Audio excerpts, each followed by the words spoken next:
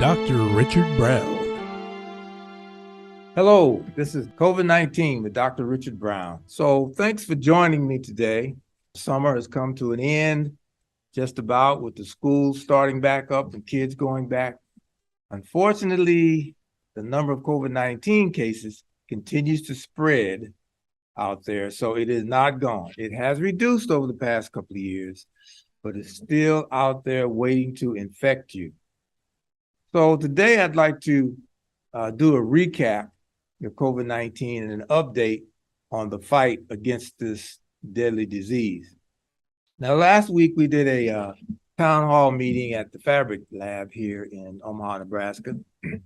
And it is there that we had the public in and we talked about this update that I'm going to provide to you today and had question and answer about those things that the public had questions about. So I'm going to start from a basic standpoint, much of which you already know about. You've been living with COVID for the past couple of years here, living with the fact that it's out there and all of the things that people have been saying for and against it. And so you have a basic understanding of what I'm talking about, but I'm going to go to a place where it sort of gives you a brand new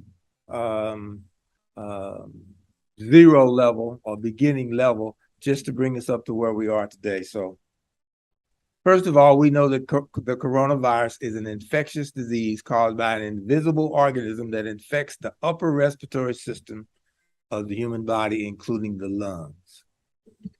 Basic.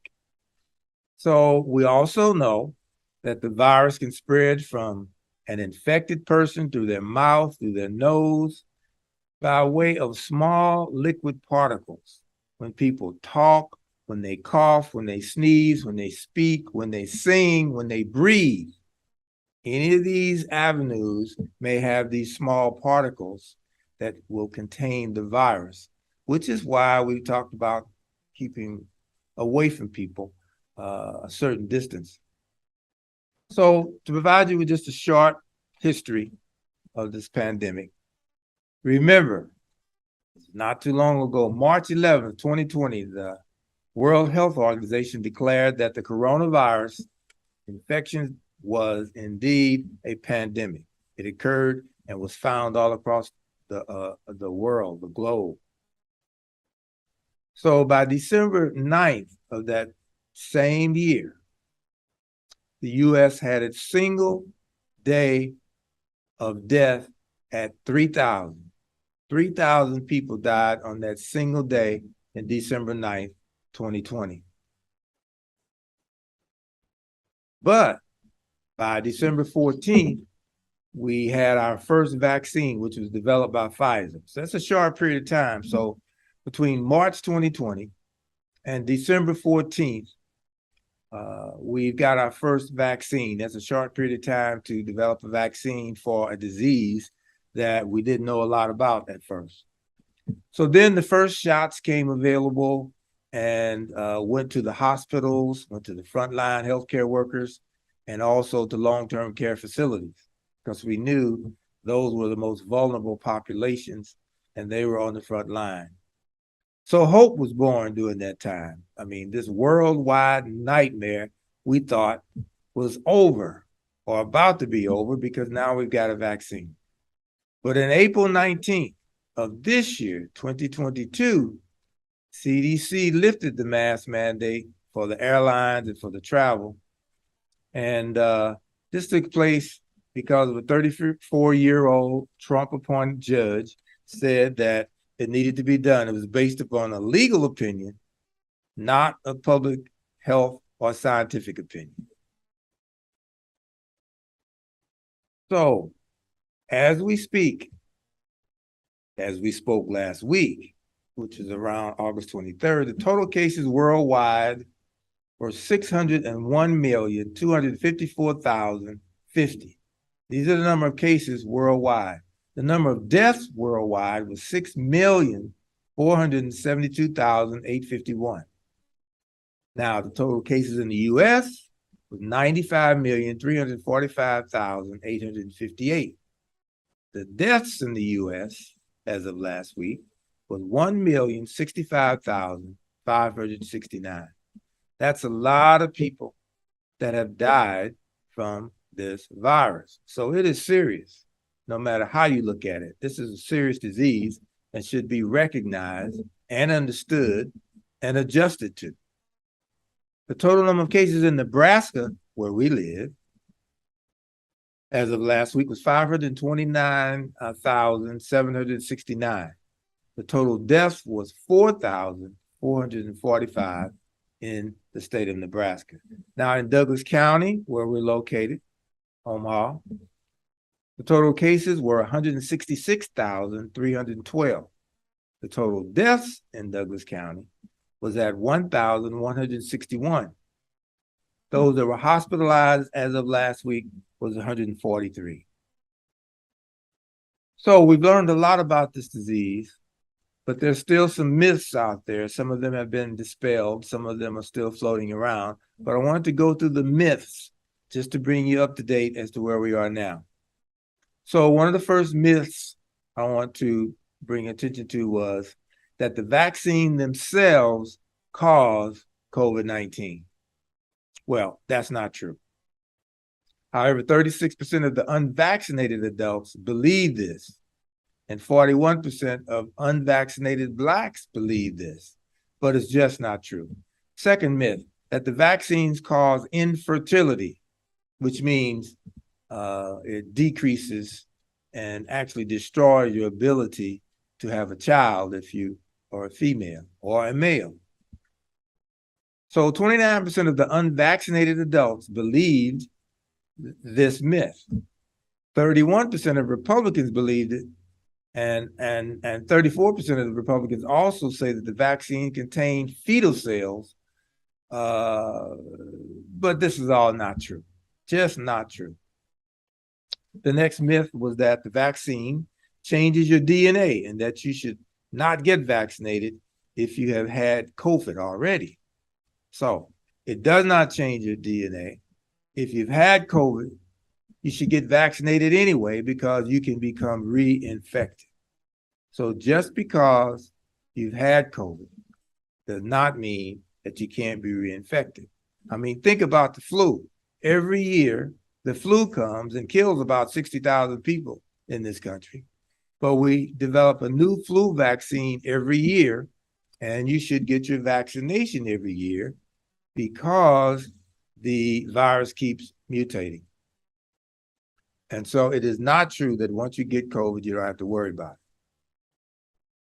Another myth is that the unvaccinated, especially among the Latino population, they think it costs them some money, that it's going to cost some money that they do not have, and that if they're undocumented, that they may be deported. Well, this is all not true as well. It doesn't cost anything to become vaccinated. Every citizen, every non-citizen, every human being can be vaccinated in the United States at no cost. So let me continue with a few more myths. So some believe that you can't trust COVID-19 vaccine because they were rushed. They developed the vaccine too fast. And so I want to say that there was new technology used along with an enormous amount of money that was injected into the system, both to the scientists and manufacturers, that made it happen so fast. So between March of 2020 and December of 2020, the vaccine developed because millions and millions of dollars were put into the system to develop this vaccine. Also is that this is not the first coronavirus that we have. Remember, it's COVID-19. So we've had COVID 1, 2, 3, 4, 5, 6, 7, 8, 9, 10, 11, 12, 13, 14, 15, 18. So scientists know about it and have studied this. And so it was not rushed that fast. It was rushed to develop a virus against COVID-19, but the processes that go into developing vaccine have been around for years and years, and specifically as it relates to COVID. Another myth is that the vaccines are not safe. The vaccines are safe. As a result of people getting vaccinated, thousands and thousands of people have not died, thousands have not become ill, and thousands have not become hospitalized because the vaccines do work. Think about it again. Our children have been vaccinated against various diseases for the past, 50, 80 years or more. You couldn't even get in school unless your kid had certain vaccinations. And so vaccinations work, they're real, they save lives. And so it's a myth that it does not. And then there was the vaccine that they said causes microchips. This is truly not true. This is a myth. Now, there are some chips that you can place into the human body. We know that scientists can do that. You've seen it in the sci-fi movies, and it could actually happen. But this vaccine does not have any microchips, and it is not placed into the human body. It consists of a vaccine made up of an mRNA process, and it's made up of lipids and a pH stabilizer. So it's not even using live viruses. It's not using live COVID-19 virus. It is a different type of a vaccine that's developed without that. So it's not true that it contains microchips. Another myth is that the vaccine will alter my DNA. Well, I mentioned that already. There's no scientific proof and evidence that that happens. And then finally, it says that I already had COVID, so I won't benefit from a vaccine. As I mentioned already, that's not true. Health experts report that it is appropriate to get the vaccine because we do not yet know how long natural immunity will last for this vaccine. We understand now that it lasts about 6 to 9 months, okay?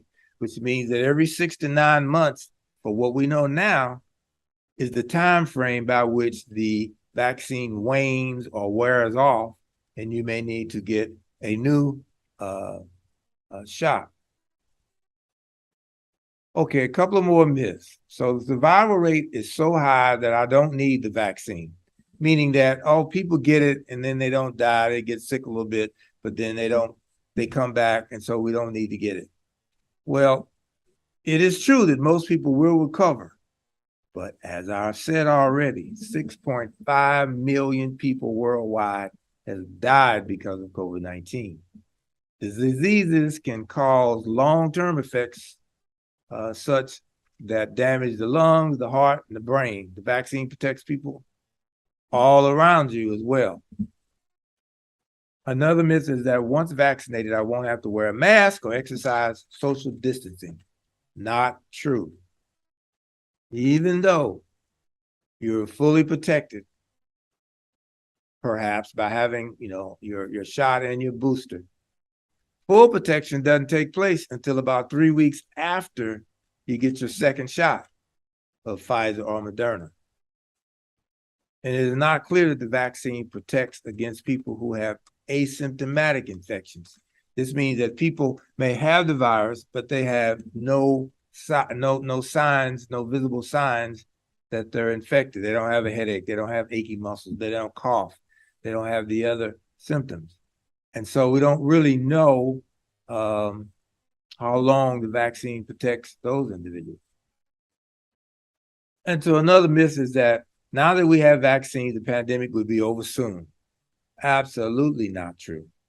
It has been now going on 2 years, almost 3 years now, that we've had the vaccine. Many people have been vaccinated, but there's still variants taking place.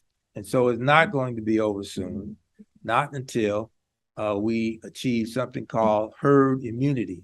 And herd immunity takes place when the entire population of about 90% have been vaccinated. That's herd immunity. Until that takes place, the virus will continue to mutate. Right now, I think that the country is only at about 72% vaccinated. So the virus has places to jump to. It's always looking for new places to jump to do what it does, which is to stay alive and to duplicate and then eventually kill its host. And so finally, the Tuskegee Tuskegee experiment. Well, yes, the Tuskegee experiment did take place. It did happen. But there's been lots and lots of fail safes put in place at this point that I don't think that'll happen again. I've been to Tuskegee. I've met some of the syphilis experiment persons involved, and lots of elected officials and government officials. And I worked in government for a while, so I feel pretty confident that the Tuskegee experiment type situation will not take place again. So now I want to talk about a few facts. We got the myths out of the way. Let's talk about some facts. Now, the facts are that the top sources of information on vaccine for unvaccinated adults are cable TV, network, local TV news, friends, and family. But their misconceptions could still mostly be coming from social media. Social media produces a lot of stuff. Matter of fact, people from 18 to 29-year-olds get most of their information from social media. That's according to Kaiser Permanente. Fact: doctors, nurses, community health workers, and pharmacists are both important sources of information for unvaccinated Americans and trusted managers. They have a special role to play in their communities, clearing up the myths about vaccines that remain among the most hesitant groups. Now, I mentioned something about variants. In the beginning, we had COVID-19, March 20th, right? So by 2021, a variant appeared among the virus called the Delta virus. By 2021, later part of the year, the Omicron variant, which is a subset of the Delta, appeared. And in 2022, scientists have now discovered an additional variant, BA.5, which is more deadly than the Omicron and the Delta before. It gets you sicker, but it doesn't have some of the effects such that because we have the vaccination and because we know more about how treating it, it's less dangerous from the standpoint of those ultimate disasters such as death, but it is more infectious. So prolonged vaccine inequity and the desire to move on beyond COVID-19 will lead to more and more new unpredictable variants.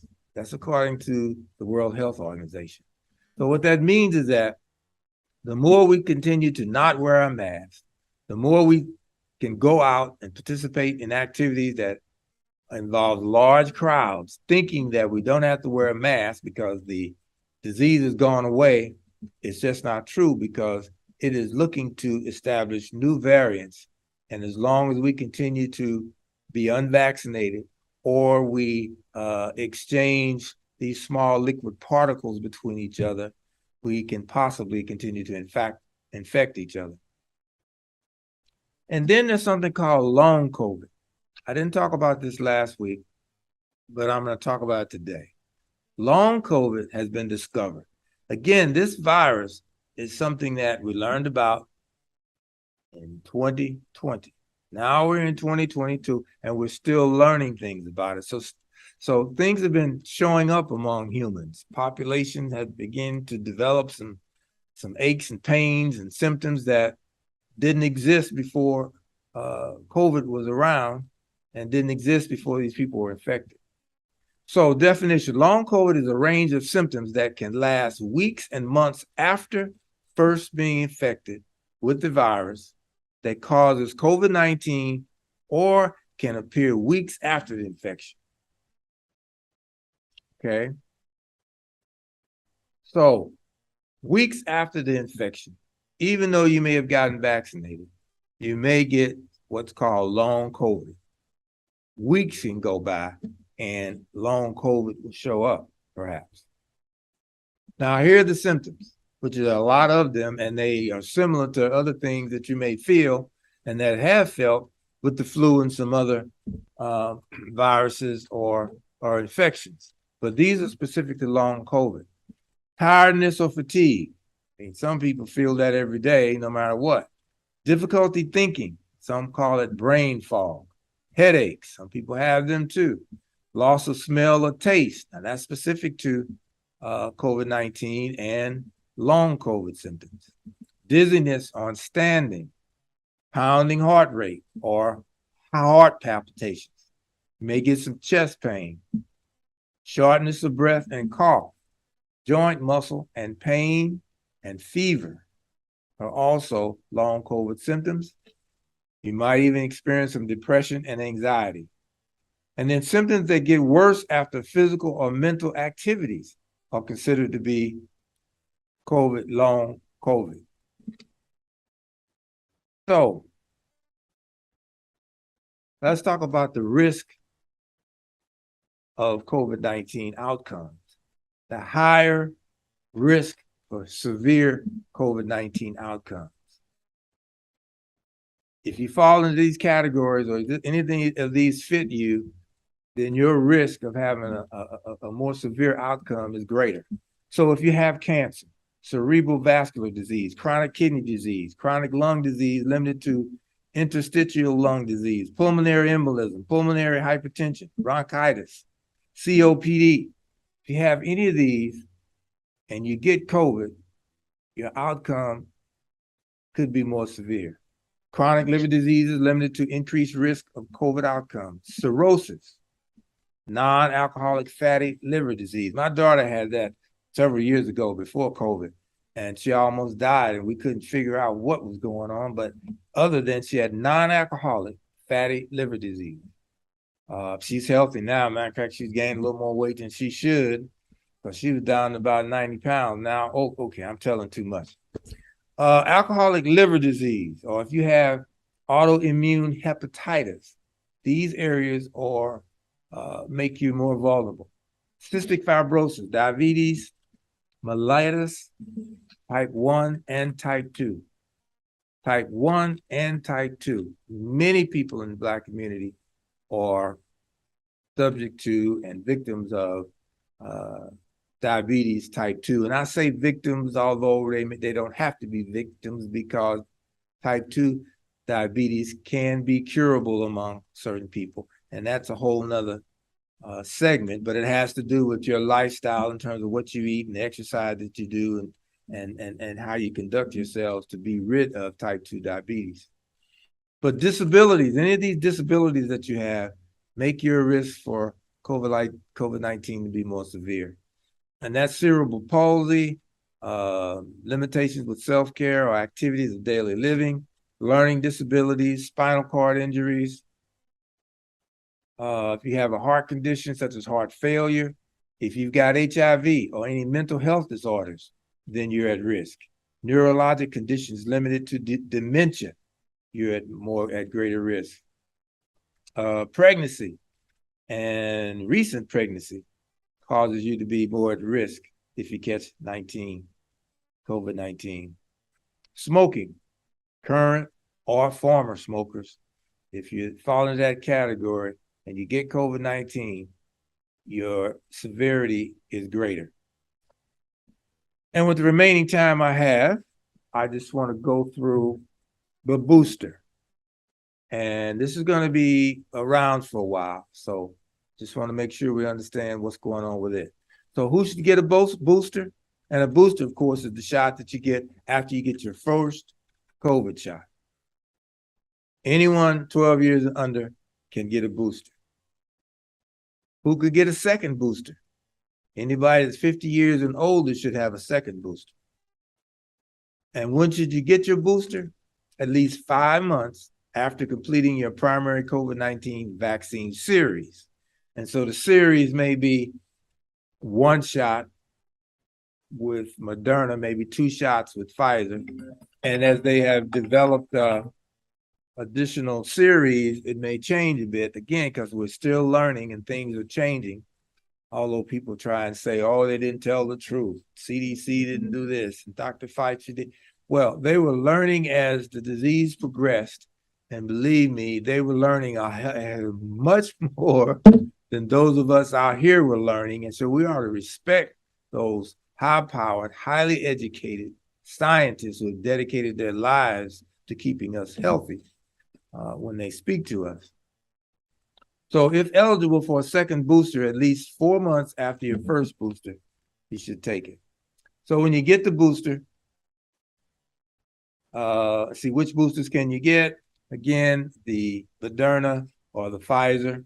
Second booster must be an mRNA COVID-19 vaccine. And see the teens that talk about 12 to 17 years old can only get the Pfizer COVID-19 booster. And primary series COVID-19 Moderna is one that's listed too. So in general, get your shot, get your boosters, talk with your primary physician to see when the booster should be taken, and live with the fact that this disease is going to be with us. It is continuing to every day fight to make sure that it survives. And so we as human beings, we must fight to make sure that we stay alive. Now, we've lost 6.5 million, and between 300 and 1,000 are still dying today. And so the fight is on, and we should continue to fight, okay? And with that, we want to go through and make sure that we continue to do the sanitation things that we've done. There's lots of slogans that we've developed over the past couple of years about this COVID-19. Under sanitation, we said that the coronavirus is real. Its only mission is to kill. You should wash your hands and sanitize as often as you can. Avoid large crowds and wear a mask. Protect your fellow woman and man. Testing, whether north, south, east, or west, you must test and test and test. Physical distancing. Practice physical distancing. Follow science and public health reps. Stop this corona from spreading. Just follow the safety steps. Other slogans are this: the virus has taught us that we're all in the same boat. The mask is a friendly flag of love and future hope. Hospitals are getting full. Don't be a fool. Save yourself and your family. Wearing a mask is cool. So there's lots of testing sites, especially here in the Omaha area. Charles Drew Health Center, One World Community Health Center, Walgreens, CVS, Kohl's, pharmacy. So, bottom line on all of this, bottom line, is that you must begin to think seriously about this one body that you have to live inside, for one life that you had to live, and make sure you treat it with the utmost respect, and make sure that you put things into it that are healthy, that you live a healthy lifestyle, that you do all the things to make sure that you're going to live as long as you can. There's children born now, today, that will live to be 120, 150 years old because of all the modern technology and scientists that have perfected the existence of mankind. And so we got a long ways to go. We can be here a long time if we do all the right things to make sure that we fight this virus, and it is in our hands. So once again, this is Dr. Richard Brown and COVID-19. And Dr. Brown, we'll see you around. This has been COVID-19 with Dr. Richard Brown. If you'd like to leave suggestions, email us at ewcfacts@gmail.com. That's ewcfacts@gmail.com. This has been an EWC Communication production.